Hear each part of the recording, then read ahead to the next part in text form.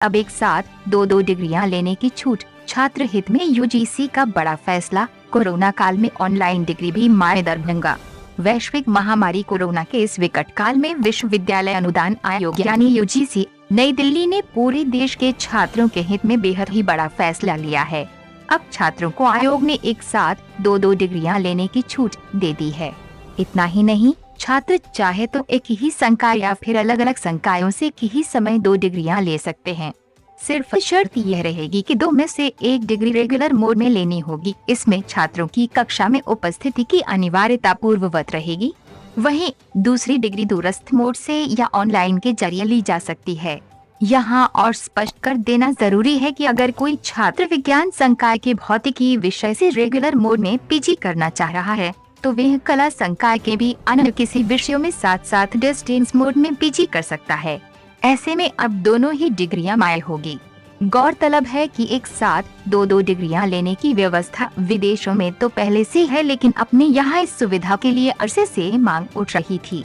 जाहिर है अब नई व्यवस्था में कम समय में ही छात्रों को अपनी योग्यता विकसित करने का मौका मिलेगा और उसे कैरियर संवारने में भी सहूलियत होगी।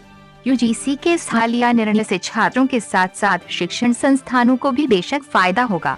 उक्त जानकारी देते हुए कामेश्वर सिंह, दरभंगा संस्कृत विश्वविद्यालय दरभंगा के प्यारो निशिकांत ने बताया कि यूजीसी के सचिव रजनीश जैन के हवाले से विभागीय साइट पर जारी सूचना में साफ कहा गया है कि एक साथ दो दो डिग्रियां दिए जाने संबंधी अहम मुद्दे पर विस्तार से विचार के लिए गत वर्ष आयोग के पूर्व चेयरमैन भूषण पटवर्धन की अध्यक्षता में एक पैनल गठित किया गया था। पैनल ने उक्त प्रस्ताव पर हरी झंडी देते अब आयोग की हाल ही में हुई बैठक में उसे अनुमोदित कर दिया गया है।